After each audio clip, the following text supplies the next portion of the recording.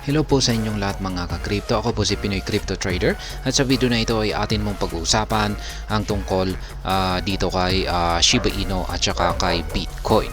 Kung ano kaya ang kanilang magiging presyo pagkatapos po ng Bitcoin halving. Ay yan, ayon po rito ay si Shiba Inu ay aakyatin daw po niya ang mataas na presyong 20 digit 6539. Kaya ayan, ating pong aalamin kung paano nga ba magagawa ni Shiba Inu ito. At bago po tayo magpatuloy ay nais ko lamang po munang bigyang linaw ang aking disclaimer kung saan ang nilalaman po ng video na ito ay hindi po ito isang financial advice. For education and information purposes lamang po ang layunin nito. Maliban po dito ay nais ko na rin pong magbigay babala na wala pong kahit anumang group chat ang Pinoy Crypto Trader. Ayan, kanina po ay na-content po natin yung aking price prediction dito kay Shiba Inu pagkatapos po ng pagkatapos po ng Bitcoin halving. Kaya kung pag hindi po niyo napapanood yan ay check na rin po ninyo. At ayan, ang sabi po rito ay Shiba Inu has the potential to spike by as much as 3,385% to an ambitious price of 20-digit 6539 after the Bitcoin halving if it replicates a fraction of its previous upsurge. Kaya yan, yung basehan po ng prediction nila dito ay yung previous na performance or impact ng Bitcoin halving nitong mga nakalipas na taon.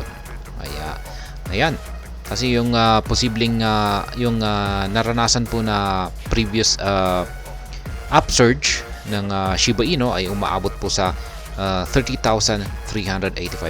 Kaya kung ganyan na rin po yung naging impact ng Bitcoin halving dito kay Shiba Inu ay aakyatin po niya ang mataas na presyong 20 digits 6539.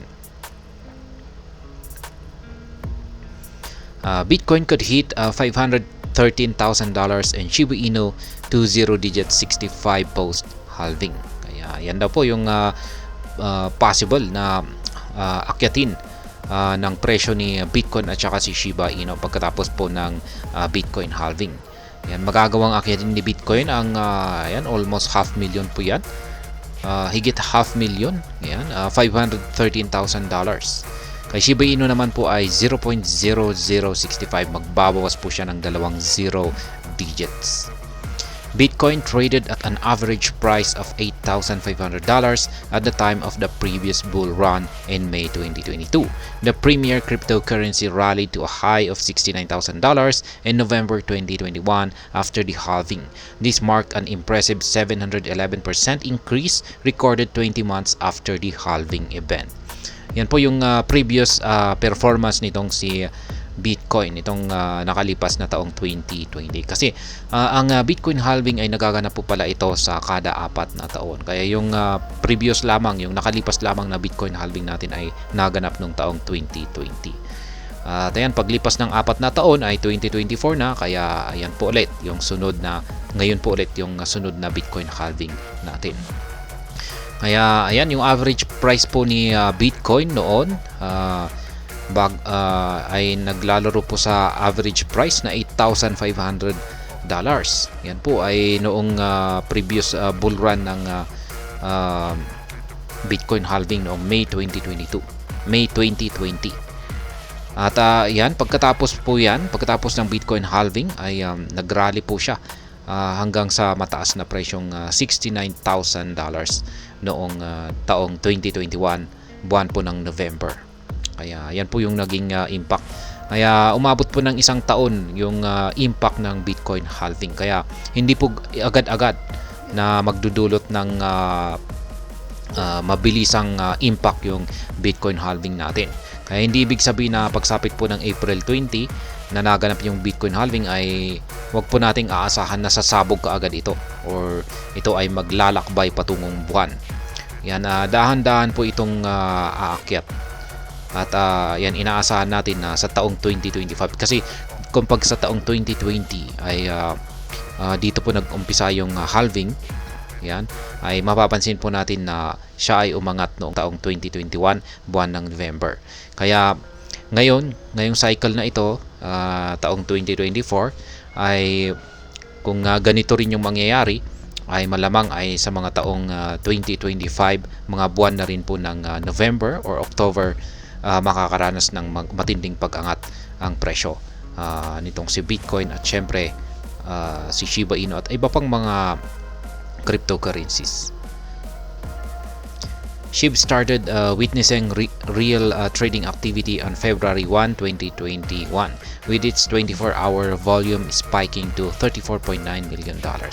Yan, pagdating kay Shiba Inu, nitong nakalipas po na Bitcoin halving event, ay nagpakita naman po siya ng magandang performance noong taong 2021. Yan, dito po siya nag-umpisa na magpakita ng magandang price action. February 1, 2021, kung saan yung kanyang trading volume ay biglang nag-spike ng $34.9 million.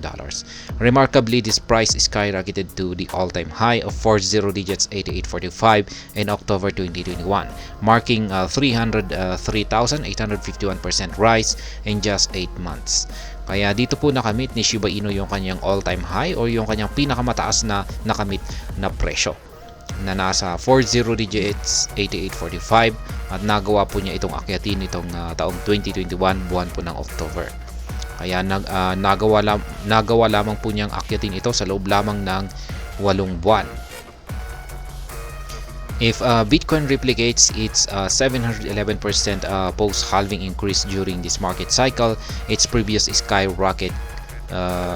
price could skyrocket to approximately $513,000. Kaya ayan, pagdating po dito kay Bitcoin ay kung uulitin po niya yung kanyang naging previous performance dito, ayan, noong previous halving noong nitong mga November 2021, kung saan ay umangat siya ng 711%, ay aakyatin po niya ang presyong $513,000.